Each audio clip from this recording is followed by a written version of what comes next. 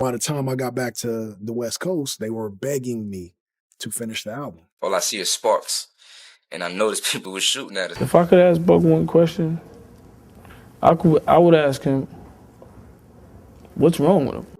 If you knew anything about rap in the 2000s, you knew G-Unit was an unstoppable force. With 50 Cent at the helm and Lloyd Banks and Tony Yayo on his left and right, they are more than just a music group. From clothes to shoes to charity foundations, they were literally everywhere. Even John Cena's rapper character in the WWE had a logo that was clearly inspired by theirs. Unfortunately, however, like many empires, G-Unit would crumble. But multiple factors led to this, and we're gonna break down all that has happened, when and why. But before we get into the downfall, we gotta get into where it all started. 50 Cent, Lloyd Banks, and Tony Yayo are credited as the founders of G-Unit. All three artists grew up in South Jamaica, Queens, New York. G-Unit stands for Guerrilla Unit, which basically just means a unit of dominance and power, etc. After being discovered and signed by Eminem to Shady Records, in a $1 million contract, 50 was able to create his own label, G-Unit Records, and signed his group mates. M was so excited about me when I first signed that he was like, I thought like the MTV cameras was gonna come out like it was like Punk'd or something. Oh, really? Because I listened to his music and I'm like, yo, like I've been trying to do what you do. How did you find out that he was a fan of yours? Well, he actually signed me. Yeah, I know that, but how did it like first happen? Like how did somebody give him a tape and then he heard you? Yeah, the lawyers, what they called, because I flew to Los Angeles to meet with him, and when he called and told me like M wants to meet with you, I was like, all right. Like he's like the biggest artist in hip hop. Yeah. At the time. And sure. I said, okay, I'll fly, you know, I didn't want to get my hopes up or get excited. And then when I got Even in the group's origin days, 50 was seen as the face. I mean, their first project as a group was called 50 Cent is the Future, but it also counts as an entry in 50's solo discography. So classify it how you want it. It was actually born out of one of 50's first controversies in his career. The song Ghetto Quran, Forgive Me, can have its own video entirely due to the aftermath of events it led to. But the short version is, since its name dropped so many people in the drug world of New York, it may have not only led to 50 being shot, but Jam Master Jay of Run DMC being shot and killed too. The song came from 50's unreleased album, Power of a Dollar, and the song itself was a leak, which made the fact that it had such a large impact even more shocking. Yo, when you hear talk of the South Side, you hear talk of the team. See fair prince and respected Preem. Boy, you slow motherfuckers, I'ma break it down iller. See, Preem was the businessman and Prince was the killer. Remember? He used to push the bulletproof BM, Say get you seasick. I sat back and peeped. The road was easy wider than. Then get blunted. Had the whole projects working for 50 or 500. From Gerald Wallace to Baby Wise. Don't be surprised at how freely I throw our names of guys who dealt with pies like LA and Wise. L got shot in the neck. Then told us connect. Them who shot him got it for 10 bricks. Because of all this, including the legal case surrounding the entire ordeal, 50 was blacklisted by the music industry. And 50 Cent is the Future ended up being recorded in Canada. Released on June 1st, 2002, the project follows the classic mixtape format, with group members rapping on beats from other popular songs. Young Buck is a feature on the project, and this was a bit of a foreshadowing since he would actually join the group down the line. The group's next mixtape followed merely weeks later, on August 1st, the same year, and was called No Mercy, No Fear. Months later, the next entry would follow, on November 1st, titled God's Plan. This was a notorious run for the group, as everyone was locked in on every drop, as they also anticipated 50's solo debut album. While making a ton of noise with all these tapes, G-Unit would debut on the charts by appearing on the remix to 50's single, PIMP, along with Snoop Dogg and His Curls, which would become a bonus track on 50's debut solo album, Get Rich or Die Trying.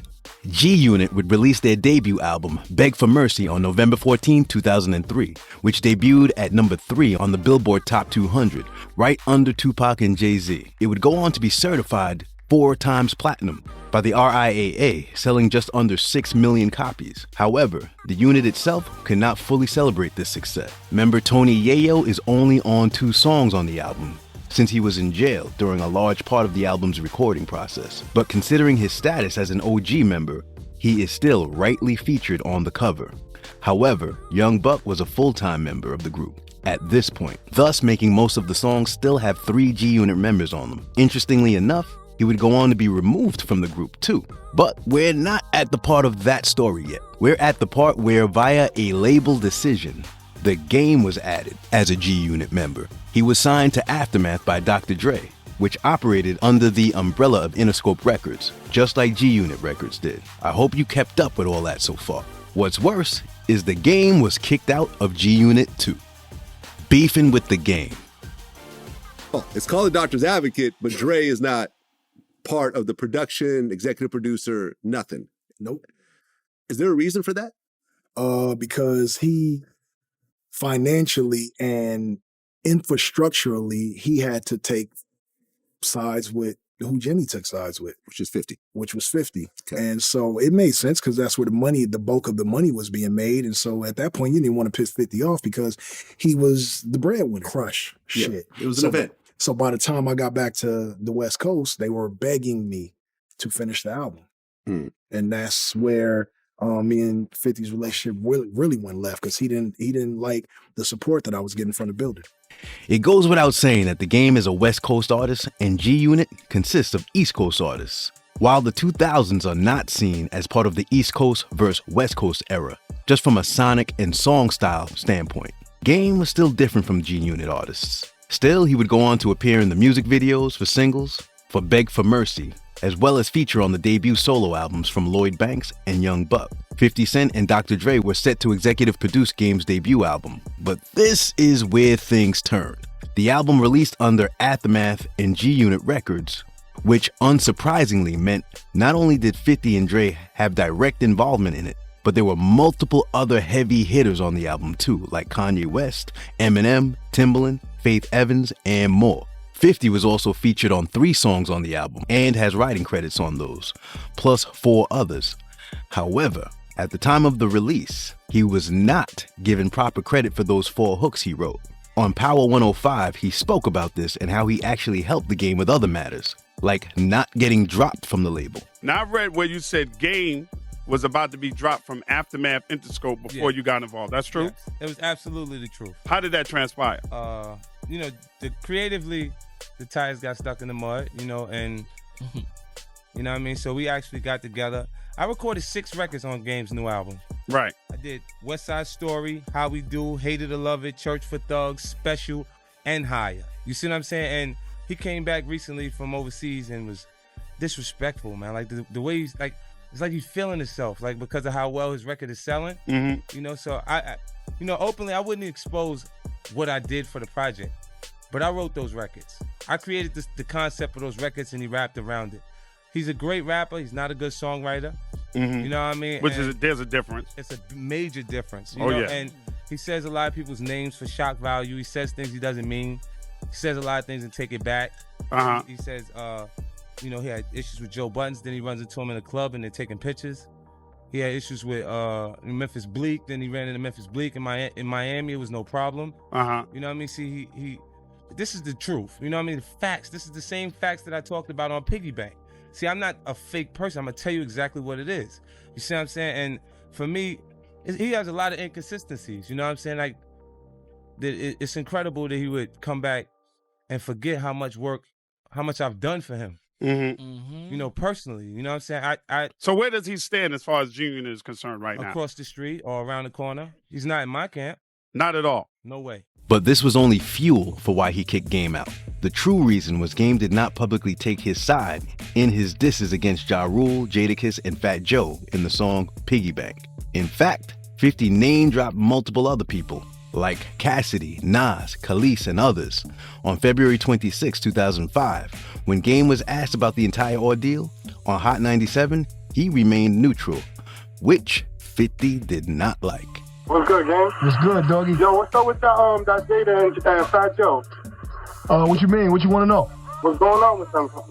How you feel? What's going on? Where does it put you in the... Man, it puts me, I'm going to stay out of it, man. Kiss has been one of my homeboys from, the early stages of my career on the underground mixtape level, and Fat Joe is a dude who I got love for in the streets, you know what I'm saying? Is TS Squad and Black Wall Street. We ain't got no problems, man. So, I'm just standing on the outside looking in, man. Yeah, that's what's up, y'all. I just want to tell you, I love your music. You doing good, man. Keep up all the good work and all of that. Man, it's all love, homie. All right? All right, baby. Thanks for calling. All right, one. Who's this? It's Toad, Far Rockaway. What's up, baby? I just want to know what's up with Game, what's up with him and 50. 50 talking real greasy, you know? What exactly? What'd he say? Somebody asked him where Game still with G-Unit. He said around the block. He said across the street around the block. He said, next album he ain't doing nothing for you. You gonna sell like 500,000 copies. That's what he said? That's what he said. Wow. What you think about that, man? Game, don't hurt this cat. Don't hurt this cat, man. This is a clown, man. I'm from Rockaway, Queens, man. Hey, yo, you know what I'm gonna do, man? What you gonna do, baby? I'm gonna be easy and I'm gonna make good music, homie. That's all, and you know what else I'm gonna do, big dog? What you gonna do? I'm gonna keep it 100% hood and still cross over. That's what's up, baby. All the time, from Rockaway, Queens to Compton. He's a clown, man. Hey, yo, man, the documentary, homie. No doubt, baby. 50's response came days later on February 28th when he was on Hot 97. And his response was simple and direct. He's gone. The shooting.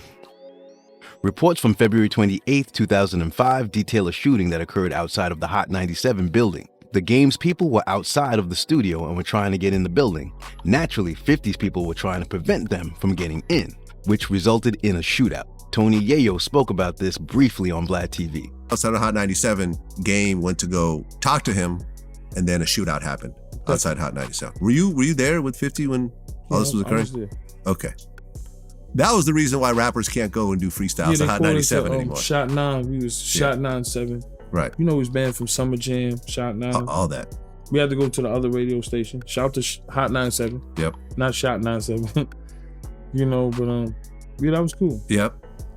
And then essentially that set up a beef between Game and G-Unit that went on for years and years and never really got resolved. But shout out to Game. Shout out to everyone. Maybe at some point you guys will work it out. Maybe not. It was kind of stupid. I mean, listen, man, all it was a lot of money missed. Because in the midst of that beef, we could have went on tour with Game. Would have been crazy. Banks. Yeah. We didn't, at that point, 50's on his own page. So, 50 always says, damn, why didn't go on their own tour?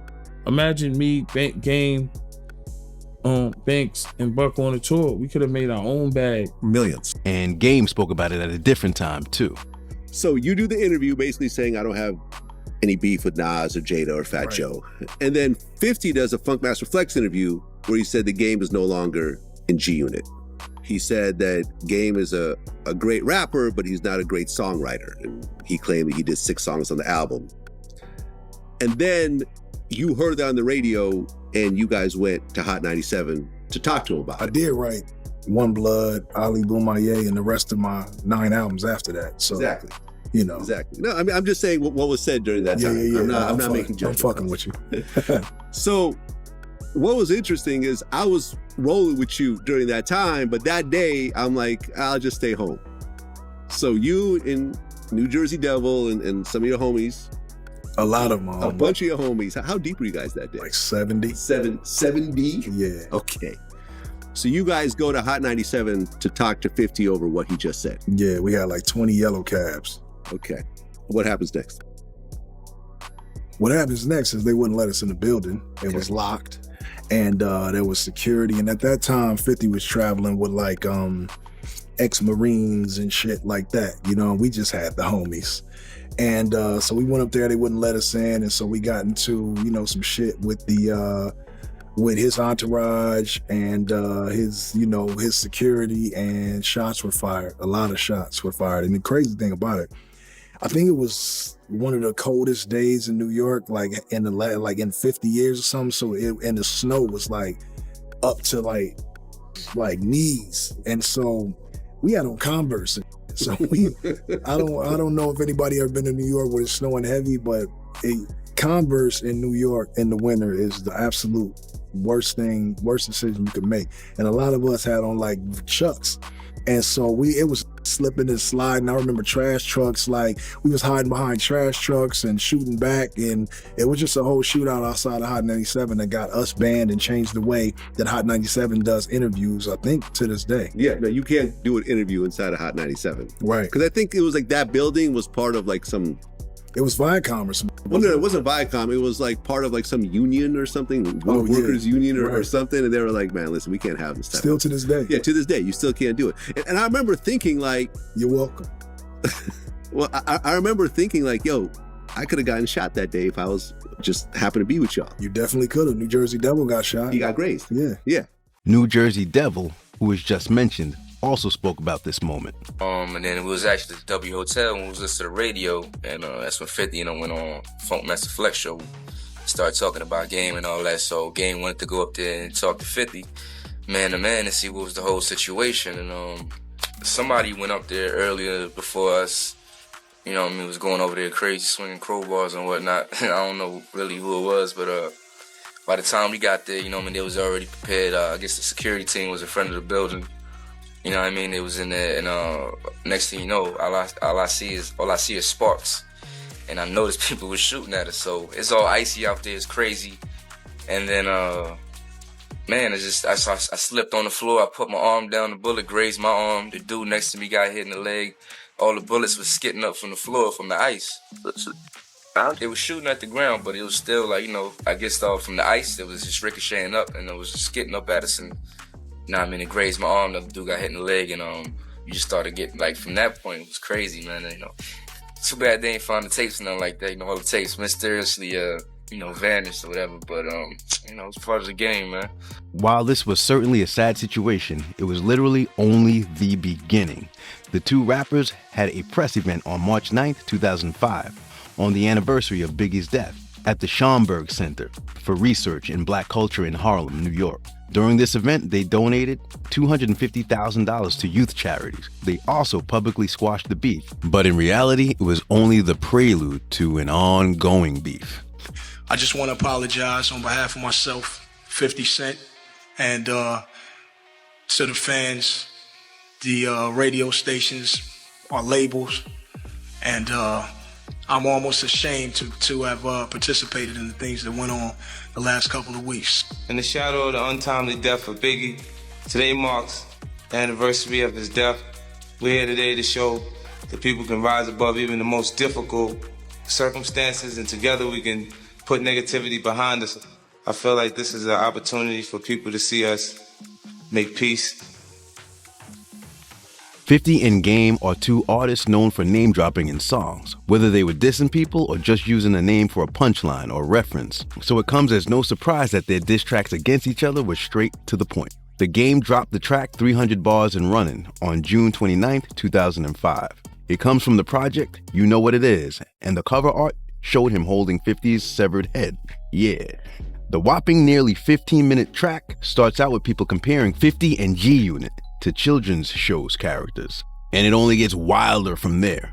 Over these 15 minutes, Game raps over multiple iconic instrumentals, does a brief 50 Cent impression, name drops all the members of G-Unit, and compares himself to Tupac and Biggie. There's too many moments in here to point out directly, so we'll just give you one, but just know this is what he was doing the whole time throughout.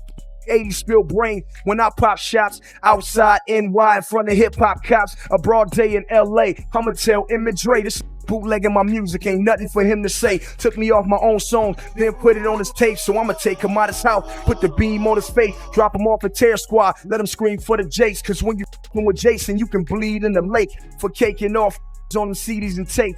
Ask him to scratch a record, you'll see that he fake. If 50 was puffy, he run and go get him a cheesecake. Take the DJ off your name, Mr. Instant Replay. Not an instant replay, I mean the machine that G-Unit used every time 50 on stage sing. They're like, bitches only for your shit just a little bit.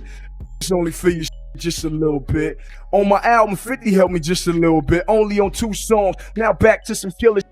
My clips bananas, I kill a gorilla quick. Beating on your chest, I see to your death, yep. Tell Echo to make him a suit. Tell Reebok make him some boots. Get him a headband to cover the holes in his head. He a dead man for thinking he could walk through muddy waters like Redman. Banks blacked out and let the gun blame without an M-E-T-H-O-D, man. Game also notoriously said the "G you not" line in this song, which became a catchphrase of sorts as he continued his disses against the group. He also tossed his G-Unit chain in the crowd at a Summer Jam performance in 2007, and we all know Summer Jam is in New York. Game stood on what he said, and we gotta give him credit for that. Wait a sec, here we go. Who got my chain? My old chain. I'm trying to take a dope. I don't know what's going to happen. I'm not affiliated, so y'all can have this back, man. Got it. You gonna throw that? Yeah, you know me, Mr. Throw his chain in the crowd. Give me the G in the chain. Oh, so you can see it's authentic. This chain. Have that. Oh, shit. That's about to be an ill fight. Straight the f out of county. And I got love for New York. But I ain't no motherfucking punk. And I ain't nobody's soldier. And I don't follow suit. And for the record, since we got these cameras on, I see myself everywhere. I got the New York Mets hat. I will knock Lloyd Banks out of this shit. As soon as Yayo can come short enough out the house, I'll knock his ass out. And 50 know he don't win. That's why he keep the motherfucking cops outside. And he wouldn't come outside at Hot 97. Ironically, 50's response was the Piggy Bank music video, which featured a Mr. Potato Head toy that looked like the game. The box said it had a button that would let it say your favorite rapper's name, diss them, and apologize. 50 also had humorously insulting animated versions of Fat Joe, Jadakiss, and Nas in the video too. The game would go on to send multiple responses to that, as 50 seemingly moved on. This is where the beef became one-sided, as Game dropped 2 projects dissing G-Unit, which were Ghost Unit, which was purposely released just before 50 Cent's movie did. And then Game also released a parody documentary titled Stop Snitching, Stop Lying, where he was asking people on the street where 50 Cent was. This was paired with a mixtape of the same name. G-Unit responded with their diss on a mixtape, and this led to more disses from them, including ones directly from Lloyd Banks and G-Unit label member Spider Lock. This would go on across multiple projects, and has certainly fizzled out, but we wouldn't say 50 and Game are on good terms either. Olivia and the Unit. While the addition of the Game turned into a whole thing, the addition of Olivia had the opposite effect. Olivia was an R&B singer and added as a member in 2004 and departed in 2007. Her addition to the group actually comes with a quick but interesting fun fact about another R&B singer you have probably heard of. Tony Yayo talked to DJ Vlad about this. You know, I remember them. Olivia, she struck gold when she was on Candy Shop. So it was just like sign her. But at that time, I think it was between her and Keisha Cole. I liked Olivia, but come on, Keisha Cole, I was kind of, I would have gone for Keisha Cole. And Scrappy, 50, he liked certain artists. So it was just like, yeah, he liked MLP. Some things work, some things don't, but. She appeared on big singles with 50 like Candy Shop and Best Friend. She also had singles of her own, such as So Sexy and Twisted, which featured Lloyd Banks.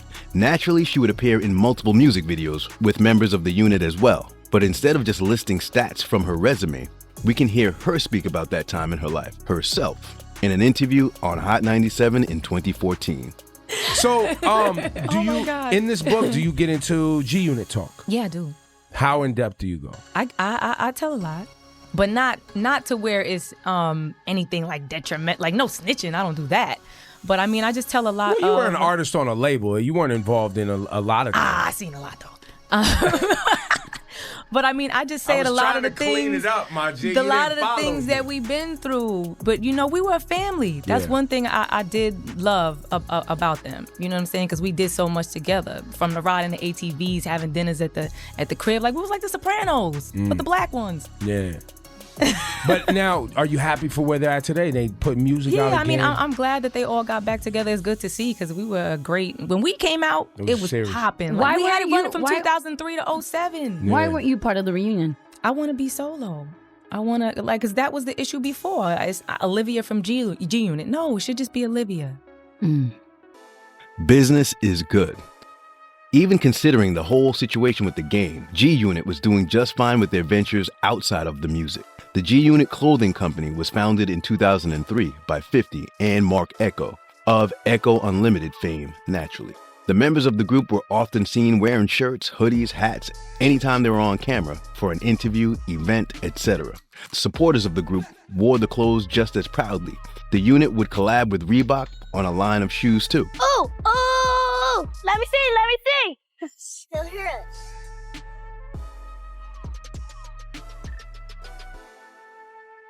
Yeah. G-Unit, we don't play that, man. G-Unit, we don't play that, man. Just when you thought you seen the best of me, I show you I can go hard. Is it a dream or a nightmare? Go. G-Unit. The GXT Black from Reebok, dropping at Foot Locker August 6th. G-Unit Films was also established in 2003, and after some restructuring would expand into TV in 2010. The company had a series of movies throughout the 2010s that starred A-list actors like Robert De Niro, Bruce Willis, Forrest Whitaker, and more. Naturally, 50 was in some of the movies too. However, you're most likely familiar with their expansion into TV, which includes the shows The Ongoing Power Universe, as well as Black Mafia Family. There was also the brief but well-intentioned G-Unit Books publisher, which was active from 2007 to 2011. Lastly, there's the G-Unit Foundation, which according to the website, administers programs that foster conscious capitalism, as well as social and leadership skills for youth nationwide. And how could we forget the 2005 video game, 50 Cent, Bulletproof?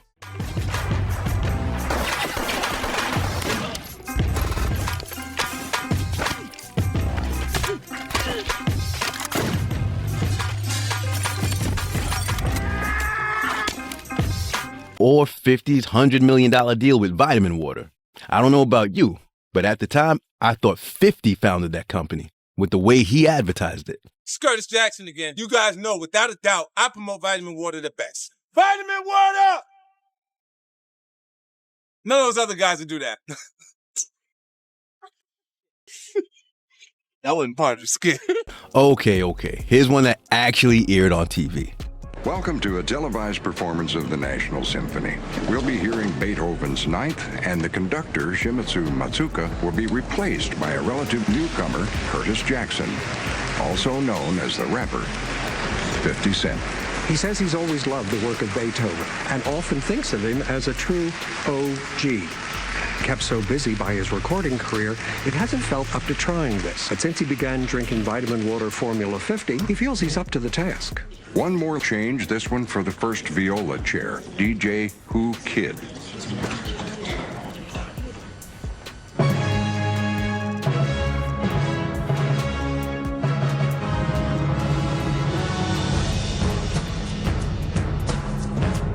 Sounds like he's integrated his hit into club. Extraordinary. And now he's calling out the trombonist for a solo, which is great because they'd been rumored to have beat before the show. Vitamin water, try. G-Unit was firing on all cylinders and truly living and acting on the It's Deeper Than Music concept. However, the group's implosion would still go back to the music. As earlier stated, Tony Yayo and Lloyd Banks were seen as the core trio of G-Unit. You also may remember how Young Buck was instated, while Tony Yayo was in jail and was still viewed as an official member. Meanwhile, the G-Unit record label was somewhat seen as a separate entity, with signees like Mobb Deep, the earlier mentioned Spider Lock, and multiple others. With the situation with the game behind them all, issues would soon return as Young Buck was the next person removed from the group. Buck gets the boot. It's been said that there are three sides to every story: your side, my side, and the truth.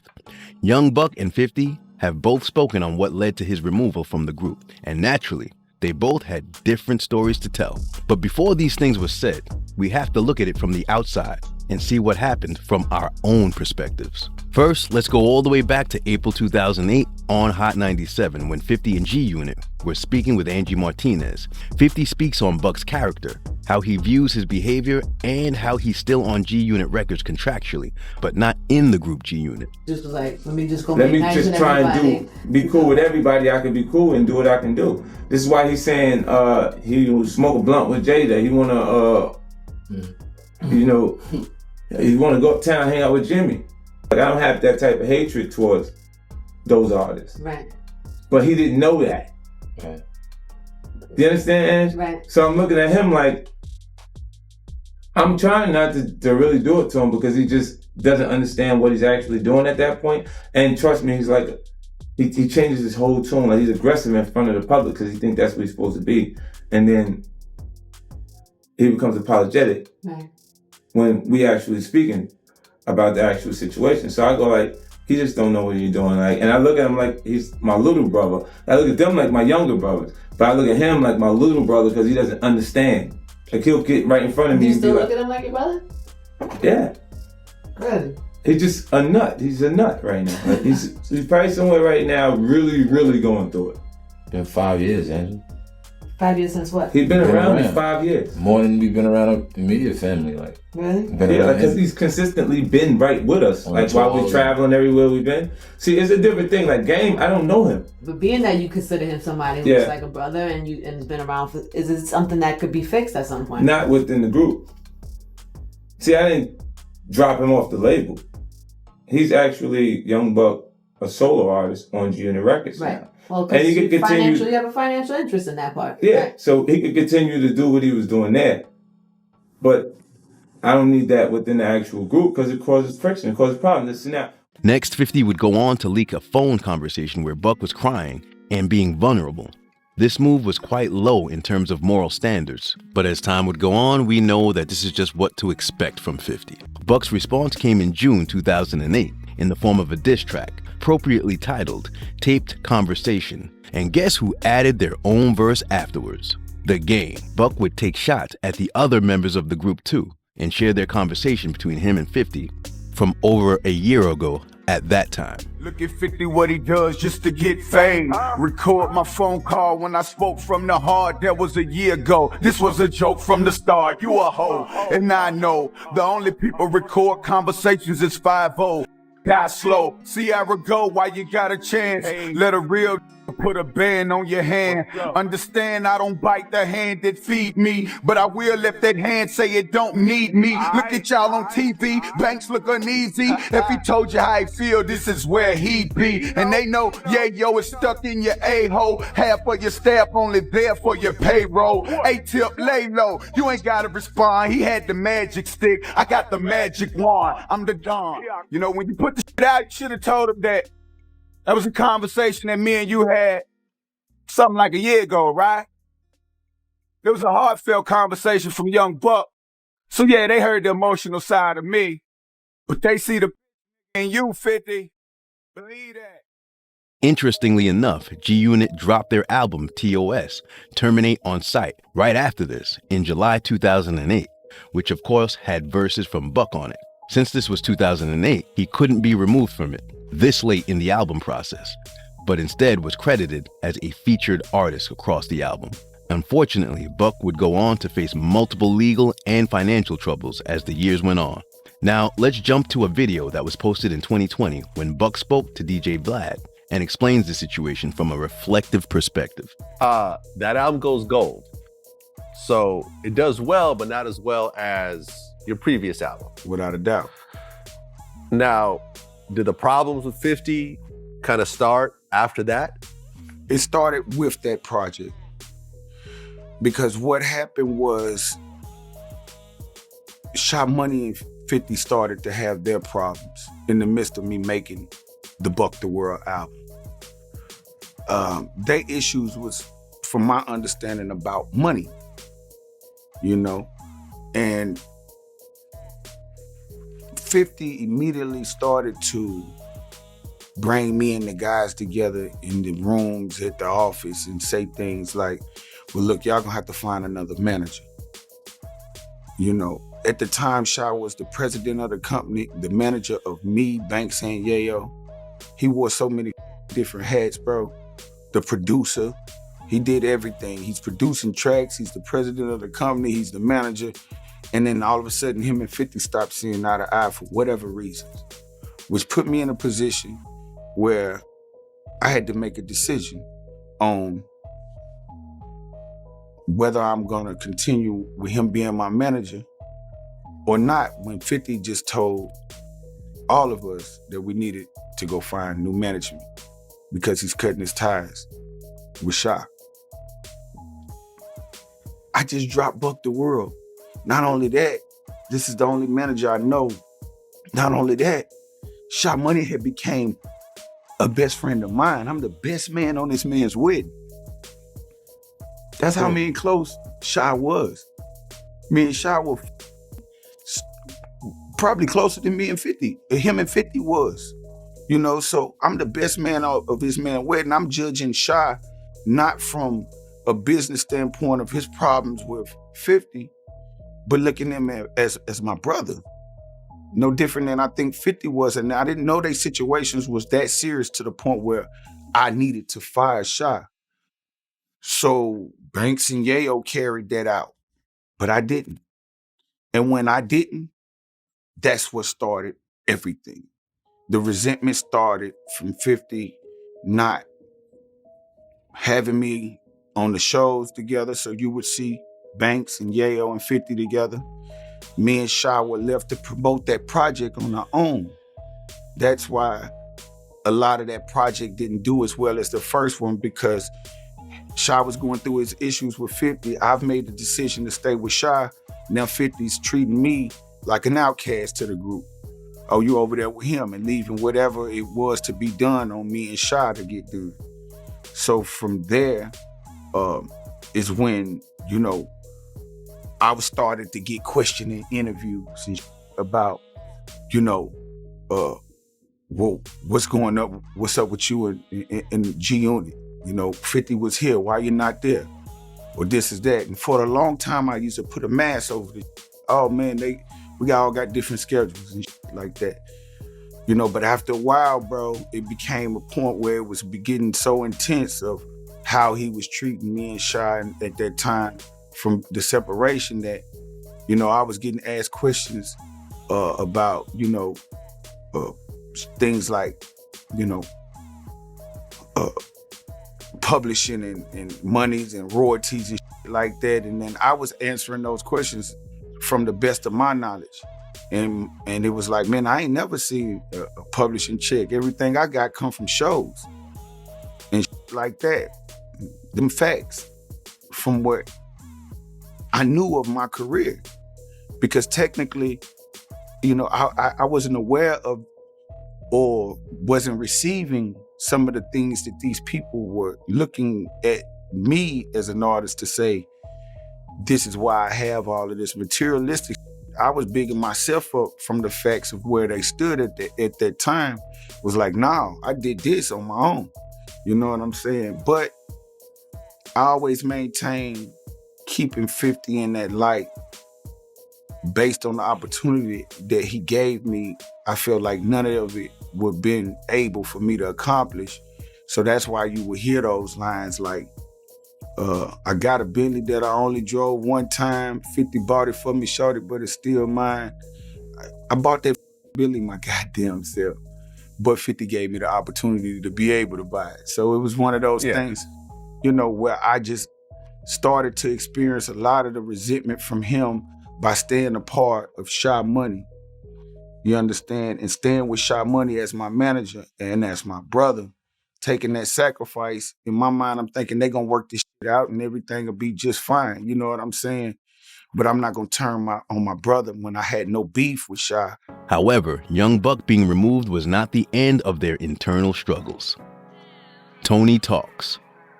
On February 19, 2014, Tony Yayo tweeted, "Loyalty gets you nowhere in life, but it's better to be a snake. You'll get further, trust me." Then the very next day, he would take to Instagram and say, 50 ain't rocking with me and Banks the same. I laid down my life for the unit, but you live and you learn. It would seem he essentially removed himself from the group. Then in April 2014, 50 was on Power 99 with Cosmic Kev and shared his perspective on the ongoings of G Unit at the time. I'm not going to be the reason why it even exists and actually work for everyone else in the circle. Like in the beginning, it was interesting because it was like they wouldn't listen to anyone but me. So it was like they would have the manager, but he's not actually managing them. He's just trying to put things together, and he put the itinerary and the schedule together, and then come to me, and then I go, okay, yeah, tell them I said do it, and then they go, okay, they do it. In the very beginning, they listen to everything that I said, right? And then they wouldn't actually listen to what anyone else was saying, because it was still like on and now what the big homie said.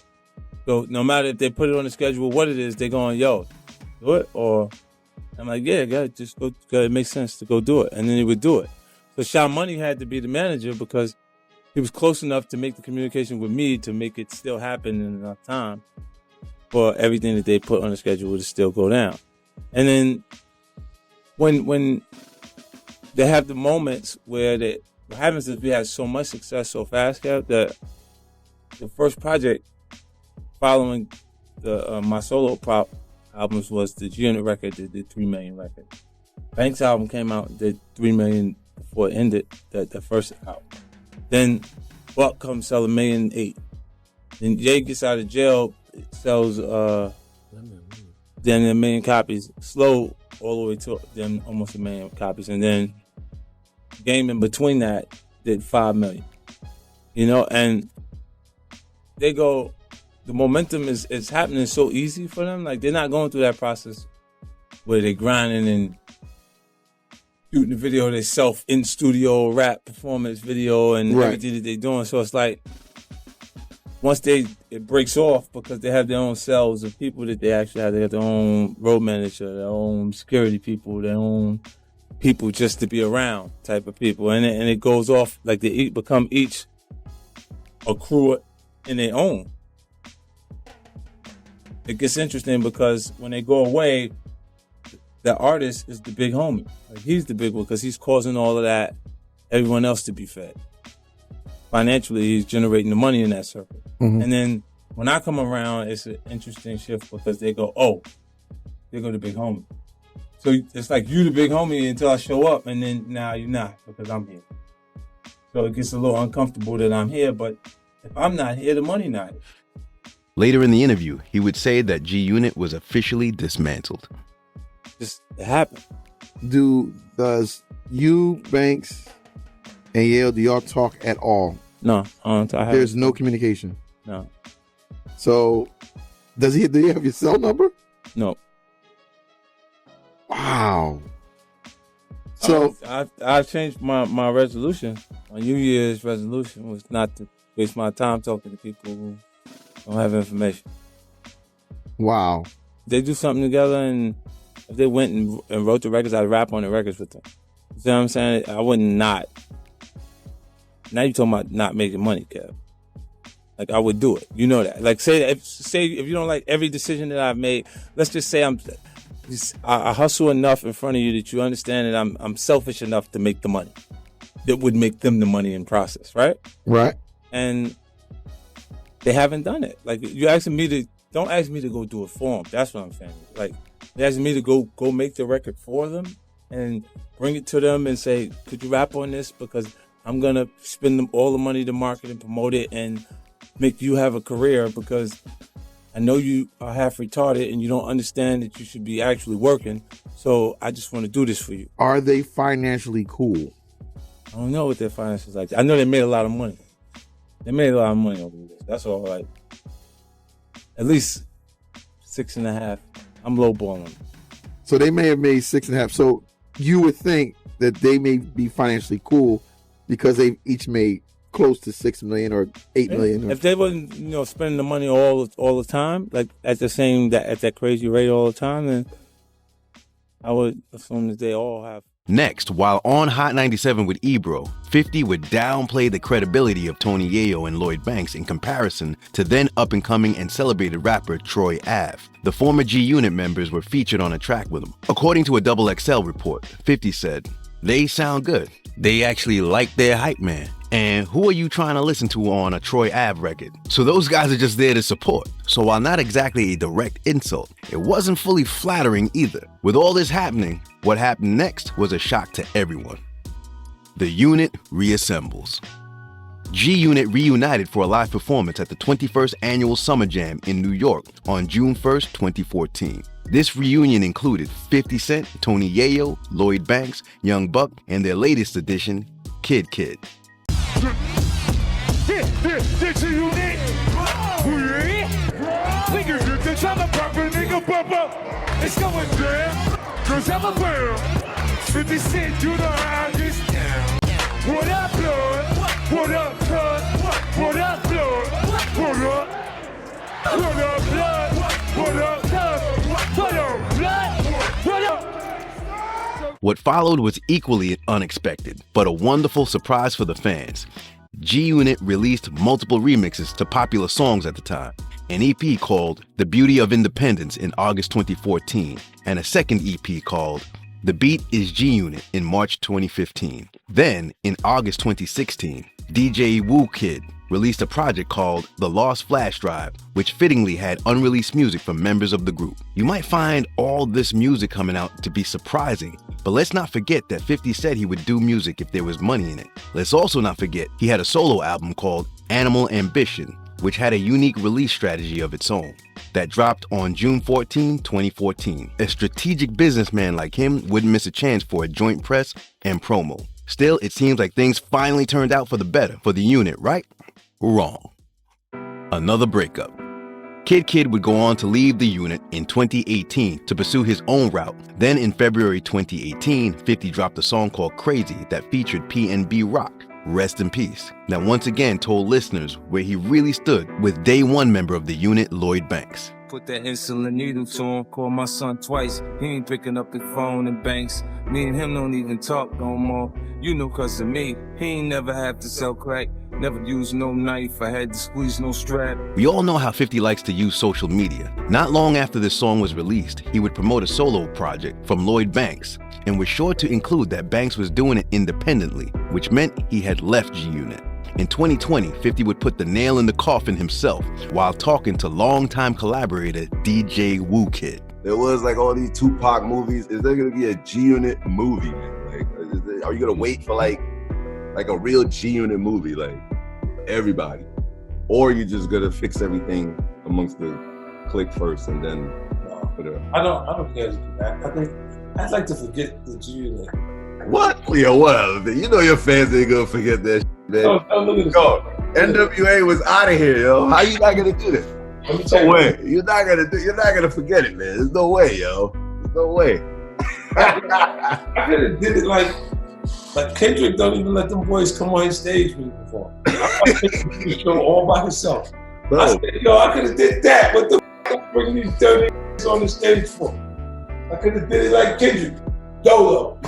While 50 infused humor with his statement, the truth within it still stands. In 2022, while on The Breakfast Club, 50 would speak on the group again and double down on his statements.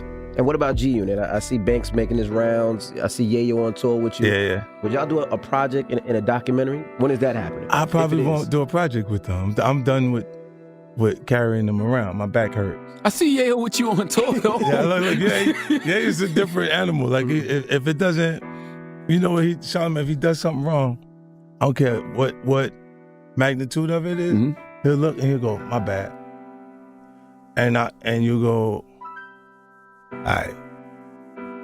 And we just keep going to the next time he does something wrong. That's the relationship. Right. That is our relationship. Right. Now, when you look at with Banks, all these other guys, they came in by way of him. And they have a different temperament. It's not the same relationship. So I don't necessarily go back to carrying them. You know, he's different. Like do you watch? Hold on. Do you watch G-Unit interviews? Do you watch like Banks interviews, Yayo interviews? I see some of the stuff that come through. I saw he did something with Flex. I saw. Yep. So you see the clips? Yeah. But not the whole interview, but I see pieces. Like I saw something he did with Joe Budden. Yeah, he gave you big props on that. He said that you made him a better songwriter. You improved his craft. At that point, I wasn't doing nothing but writing. Nothing but songwriting. As far as the other members, Lloyd Banks dropped the 5th installment of his Halloween Havoc series on October 31st this year. Young Buck has dropped multiple singles this year. And Tony Yayo's last project was in 2023.